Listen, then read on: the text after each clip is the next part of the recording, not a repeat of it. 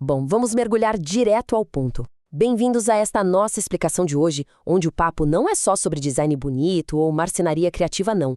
A gente vai fazer uma análise rigorosa de gestão de risco e engenharia de precisão.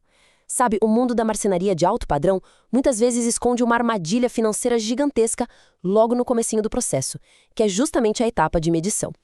O nosso objetivo aqui é entender as consequências desastrosas de tratar essa etapa técnica como uma mera formalidade e por que assumir o controle dos dados é, literalmente, a única maneira de proteger investimentos enormes. Vamos imaginar um cenário clássico e de altíssimo risco.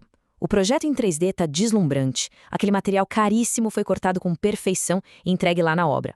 Mas, na hora da montagem, a peça simplesmente não encaixa.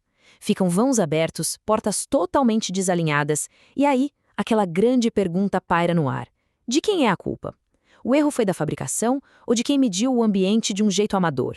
Olha, a verdade nua e crua é que, no mercado de alta performance, a resposta para essa pergunta custa muito, mas muito caro. Isso nos leva à seção 1, a ilusão da medição simples.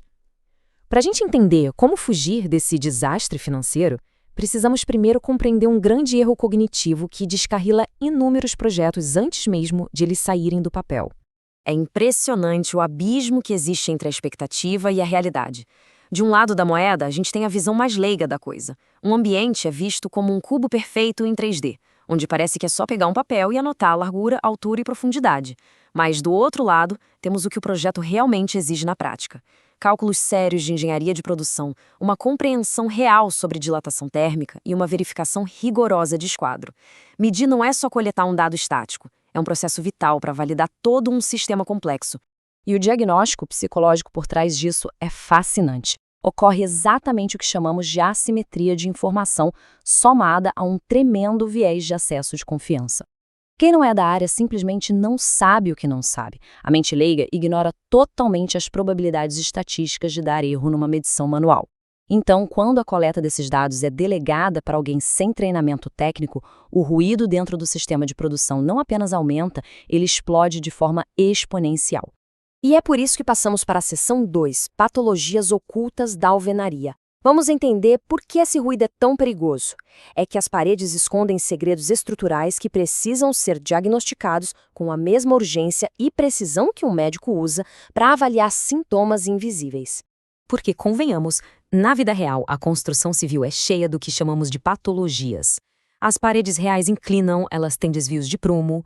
Os cantos quase nunca formam aqueles exatos 90 graus, criando a famosa falsa esquadria. Além disso, tem pontos de energia escondidos, redes hidráulicas invisíveis que podem inviabilizar completamente a fixação de um móvel. Ignorar essas patologias é, sem dúvida, o primeiro passo para o fracasso estrutural do projeto. Então, o ponto crucial aqui é o seguinte: o trabalho técnico não é só esticar uma trena e ficar lendo números. É, na verdade, um diagnóstico de alvenaria. O maior erro das medições amadoras é medir apenas o centro da parede e ignorar completamente aquelas distorções que acontecem lá na base ou no topo. E na marcenaria sob medida, essa omissão é absolutamente catastrófica. O que nos joga direto na seção 3, o efeito borboleta do erro de medição. Para visualizar o impacto real dessa omissão, a gente precisa entender como distorções microscópicas viram uma bola de neve ao longo de uma estrutura. 3 milímetros. Uma margem de erro tão incrivelmente pequena que passa totalmente despercebida a olho nu ali na base de uma parede. Parece até uma bobagem insignificante, né?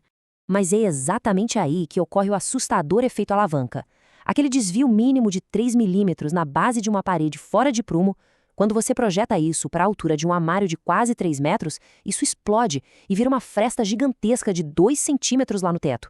É o tipo de erro que destrói o acabamento final do projeto inteiro e gera uma dor de cabeça sem tamanho com retrabalho. E é por isso que não tem negociação.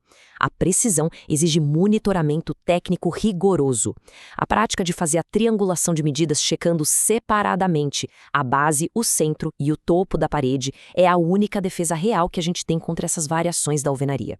Sem essa validação de múltiplos pontos, fazer aquele ajuste fino das folgas técnicas fica impossível. Avançando para a seção 4, o paradoxo da responsabilidade.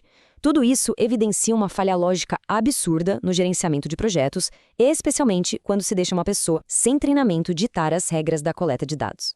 Pensem bem nesta analogia porque ela serve como uma âncora psicológica massiva para mostrar o absurdo da situação. É a mesma coisa que um cirurgião de ponta aceitar operar um paciente baseado em exames de imagem que o próprio paciente tentou fazer em casa de forma amadora. Nenhum profissional de alta performance abriria mão de controlar os dados vitais do seu trabalho. Deixar que outra pessoa forneça as medidas de um projeto complexo é entregar a variável mais crítica da engenharia na mão de um amador. Sem contar a dura realidade comercial que rola nos bastidores. Mesmo que exista um documento super formalizado, um termo de isenção assinado dizendo, olha, as medidas foram passadas por terceiros, a psicologia do consumidor é implacável, tá? Quando o móvel não encaixa na obra, quando rola atraso e o visual fica comprometido, a frustração vai ficar para sempre associada ao nome de quem projetou e fabricou. No final do dia, a marca leva a culpa, com ou sem burocracia assinada. É aí que entramos na seção 5, a estratégia do risco compartilhado. Para conseguir desarmar essa situação toda sem criar um conflito desnecessário, a sacada é adotar a postura de um verdadeiro consultor de riscos. A regra tática aqui é muito clara. Nunca, jamais, empaque a argumentação numa preferência pessoal ou num suposto perfeccionismo do escritório, porque isso vai soar como pura burocracia. O argumento tem que ser deslocado de forma quase cirúrgica para focar na proteção absoluta do investimento financeiro de quem está contratando. É sobre o risco deles, não o nosso. E para executar essa estratégia do jeito certo, desmantelando aquela metodologia amadora sem atrito, a gente segue um roteiro psicológico dividido em 3 passos super importantes. O passo 1 é a validação de intenção. Usando a clássica técnica de Carnegie, o foco é demonstrar empatia genuína. A gente reconhece o esforço e a vontade de tentar agilizar o processo por parte de quem tentou medir por conta própria. Ao validar o comprometimento com o projeto, a gente consegue abaixar a guarda e neutralizar a defensiva do ego da pessoa, muito antes de traçar qualquer limite técnico. Logo em seguida vem o passo 2, o fator técnico inquestionável.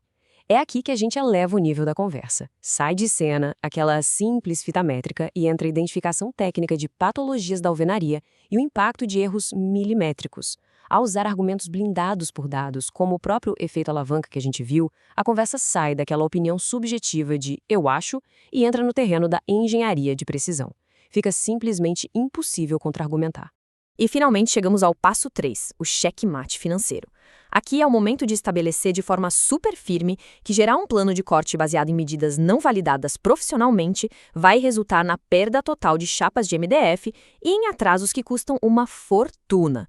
Com isso, a visita técnica deixa na hora de ser vista como um capricho e passa a ser percebida como uma verdadeira apólice de seguro contra desperdícios enormes. A gente simplesmente transfere o peso do fracasso financeiro de lado. O que nos traz, por fim, à seção 6, o ultimato final. Depois de alinhar todas essas frentes, a gente atinge aquele padrão definitivo que separa os meninos dos adultos, ou seja, o mercado de base da alta performance. Esse é o grande paradigma da marcenaria 4.0.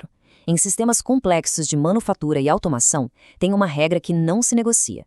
Quem assina o resultado lá na frente, o plano de corte e o móvel pronto, é, obrigatoriamente, quem tem que controlar a entrada de dados à medição. Essa validação técnica lá na obra não é uma cortesia, é uma alimentação de dados obrigatória para o projeto em 3D. A gente não pede permissão para medir, a gente informa qual é a metodologia técnica. E tudo isso ilustra muito bem uma decisão final de posicionamento de mercado. De um lado, ceder à pressa e à necessidade de fechar negócio, aceitando medidas não verificadas, faz do profissional um mero tirador de pedidos, alguém que está na prática vendendo uma aposta no escuro. Mas do outro lado, exigir a visita técnica posiciona o profissional lá no alto, como um consultor de alta performance. Alguém que não vende sorte, vende garantia, ajuste fino e execução impecável. E para encerrar, deixo aqui uma reflexão bem contundente para a gente. Se existe uma recusa em aceitar essa validação técnica, o que está sendo comprado de fato é um projeto de alto padrão ou é só um jogo de roleta russa com chapas de MDF caríssimas? Ignorar esse controle rigoroso de dados não economiza tempo, só assume um risco catastrófico e que não precisava existir. Não tem espaço para achismos na engenharia de precisão. Muito obrigado por acompanharem esta nossa explicação técnica de hoje.